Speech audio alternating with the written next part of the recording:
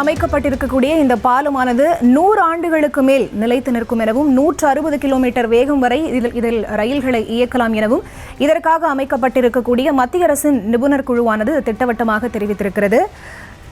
ராமேஸ்வரம் தீவு பகுதியை தமிழகத்தோட மற்ற பகுதிகளோடு இணைக்கக்கூடிய பாம்பன் புதிய ரயில்வே பாலத்தை பிரதமர் மோடி இன்று திறந்து வைக்கிறார். ஆங்கிலேயர் ஆட்சி காலத்தின் போது 1914 கட்டப்பட்ட பழைய பாலத்தில் 108 ஆண்டுகளுக்கு பிறகாக கடந்த 2022 டிசம்பரில் ரயில் போக்குவரத்தானது நிறுத்தப்பட்டது. கப்பல்கள் இந்த பாலத்தை கடந்து செல்லும் போது ஏற்பட்ட சேதம் காரணமாக இந்த நடவடிக்கையானது மேற்கொள்ளப்பட்டிருந்தது. இதையடுத்து 550 கோடி ரூபாய் செலவில் தற்போது இந்த புதிய பாலமானது அமைக்கப்பட்டிருக்கிறது. 2.08 கிலோமீட்டர் நீளத்திற்கு கடலின் மீது இந்த புதிய ரயில் பாலம் அமைக்கப்பட்டு இன்றைக்கு திறப்பு விழாவானது நடத்தப்படுகிறது. கடல் மீது அமைந்திருக்கக்கூடிய இந்த பாலத்தில் கப்பல்கள் கடக்கும் போது செங்குத்தாக பாலத்தை தூக்கும் வசதியும் செய்யப்பட்டிருக்கிறது. இது தொடர்பான விவரங்களோடு இணைகிறார் செய்தியாளர் ராஜேஷ். அவரிடம் பேசலாம். வணக்கம் ராஜேஷ், விவரங்களை நீங்க தொடர்ந்து பதிவு செய்யலாம். வணக்கம்.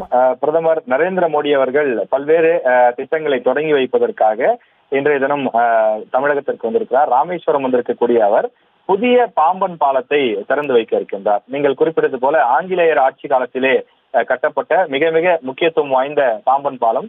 பாம்பன் பாலத்தை பற்றி அறியாதவர்களே தமிழகத்தில் இருக்க முடியாது என்ற அளவுக்கு மற்ற பாலங்களை காட்டிலும் ஒரு தனி சிறப்புமிக்க பாலமாக அந்த பாலம் திகழ்ந்து வருகின்றது.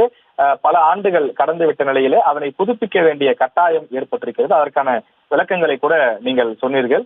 எனவே அவ்வளவு முக்கியமான அந்த பாலத்தை புதுப்பித்து தற்போது அதனை நாட்டிற்கு அர்ப்பணிப்பதற்காக பிரதமர் நரேந்திர மோடி அவர்கள் தற்போது ராமேஸ்வரம் வந்திருக்கின்றார். அங்கிருந்து அவர் கார் மூலமாக செல்லக்கூடிய அந்த காட்சியை நாம் பார்த்தோம். இன்னும் சற்று நேரத்தில் நிகழ்ச்சி நடைபெறக்கூடிய இந்த விழா மேடைக்கு அவர் வர இருக்கின்றார். 1914ஆம் ஆண்டு ஆங்கிலேயருடைய ஆட்சி காலத்திலே இந்த பாம்பன் பாலம் கட்டப்பட்டதாக பதிவேடுகள் சொல்கின்றது.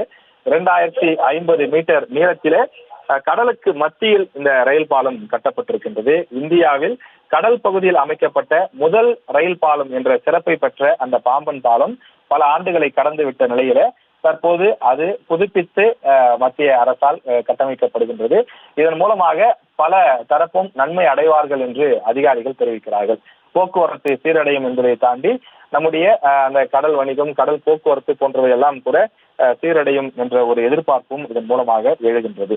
இந்த நிகழ்ச்சி மட்டும் இல்லாமல், அதாவது பாம்பன் பாலத்தினுடைய அந்த நூற்றாண்டுகளை கடந்திருக்கக்கூடிய நிலையில தன்னுடைய உறுதித்தன்மையை படிப்படியாக இழக்க தொடங்கியது என்றும் கூட முன்பு அதிகாரிகள் தெரிவித்திருந்தார்கள். எனவே அதை புதுப்பித்து பிரதமர் நரேந்திர மோடி அவர்கள் நாட்டிற்கு அர்ப்பணிக்க இருக்கின்றார். ராஜேஷ், நீங்க சொன்னது மாதிரி இந்தியாவிலேயே அமைக்கப்பட்ட அந்த முதல் செங்குத்து தூக்கு பாலம் என்ற பெருமைக்குரிய பாலமாக பாம்பன் பாலம் அமைந்திருக்கிறது. இதன் பாதுகாப்பு உறுதி செய்யப்பட்டிருப்பதாகவும் நிபுணர் குழு தெரிவித்திருக்கிறார்கள். என்னென்ன பாதுகாப்பு அம்சங்கள் இதில் இருக்கு? இதோட செயல்பாடு எப்படி இருக்கும்? இந்த பாலத்தோட செயல்பாடு, அது தொடர்பான விவரங்கள் மக்களோட புரிதலுக்காக.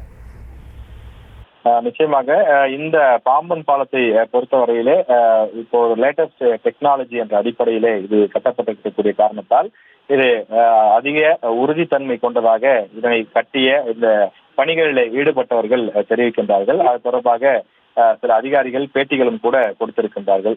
குறிப்பாக அந்த ரயில் சோதனை ஓட்டம் கூட ஏற்கனவே இது நடத்தப்பட்டு முடிக்கப்பட்டிருக்கின்றது.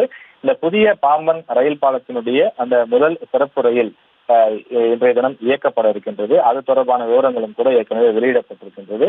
இதில் ராமேஸ்வரம், அதாவது வந்திருக்கக்கூடிய பிரதமர் நரேந்திர மோடி அவர்கள் இன்று நண்பகல் புதிய பாம்பன் பாலத்தை திறந்து வைக்க இருக்கின்றார். அதனைத் தொடர்ந்து சிறப்பு ரயில் ஒன்றும் பாம்பன் பாலத்தின் மீது இயக்கப்பட இருக்கின்றது.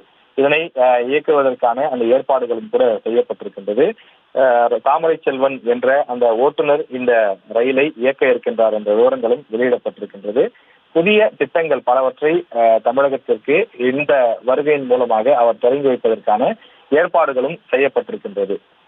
புதிய பாம்பன் பாலம் அமைக்கக்கூடிய இந்த நிகழ்வு ஒரு முக்கியத்துவம் வாய்ந்த நிகழ்வாக பார்க்கப்படுகிறது.